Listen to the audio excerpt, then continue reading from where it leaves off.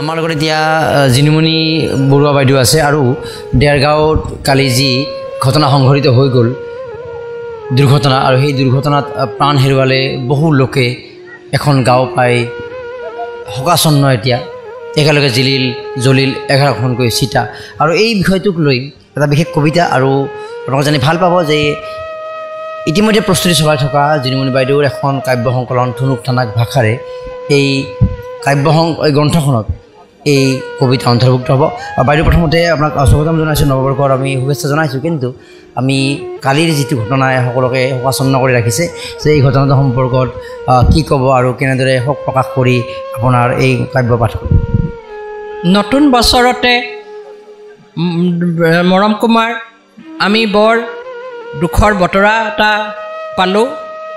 হঠাৎ আনন্দৰে তেওঁলোক ওলাই গৈছিল বনভোজ খাবলৈ, কিন্তু এই আনন্দৰ ভিতৰত তেওঁলোকৰ দুখময় দিন আহি গ'ল আৰু বহুকেইজন প্ৰাণ হেৰুৱালে আৰু বহুকেইজনে আজি চিকিৎসালয়ত আৰ্তনাদত ভুগি আছে।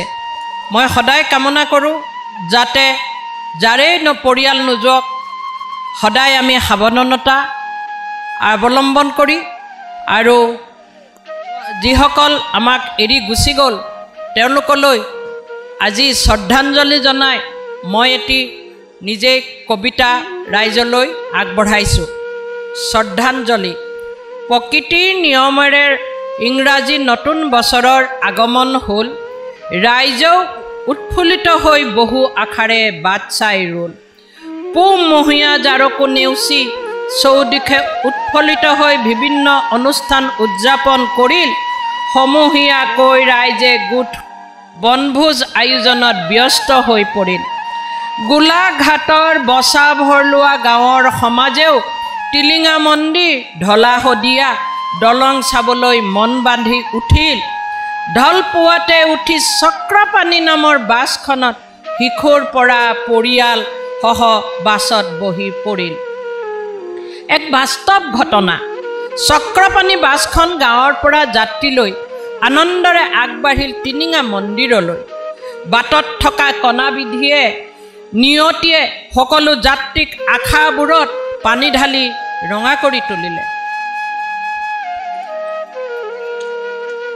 আৰ্তনাদৰ শব্দ, দুৰ্দশাৰ ছবি খন্তকতে গ'ল নেদেখা দখলৈ মাথো আনন্দৰ কান্দোনৰ সুৰ।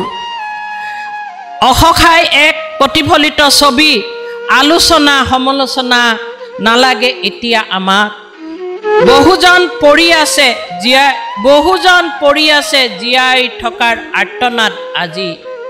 সমূহীয়া চিতাৰ জুই জ্বলি উঠিল দপ দপকৈ। চিৰসত্য অচিন পথৰ যাত্ৰীতহে গুচি গ'লা তুমি। ৰৈ গ'ল স্মৃতিৰাজি ৰাইজৰ মাজত। দুনাই দুনাই আজি প্ৰাৰ্থনা আমি নেদেখা জন। শেষ হওক এই দুৰ্ঘটনাৰ আজি, দিয়া সকলোৱে সুখ শান্তি। অশ্ৰুসিক্ত নয়নেৰে জনাইছোঁ বিদায় শ্ৰদ্ধাঞ্জলি। জিনুমণি বৰুৱা। আৰু এনেকুৱা দুৰ্ঘটনা যাতে আমি 2024 বৰ্ষত সংঘটিত নহওক, সকলো ৰাইজ সাৱধান হ'ব লাগে। আমি আগবাঢ়িব লাগে দেশৰ কৰ্ম কৰি যাবলৈ। আমি তেওঁলোকলৈ সহস্ৰ অশ্ৰু অঞ্জলি ঢালি আকৌ এবাৰ তেওঁলোকলৈ শ্ৰদ্ধাঞ্জলি জনাইছোঁ। ধন্যবাদ।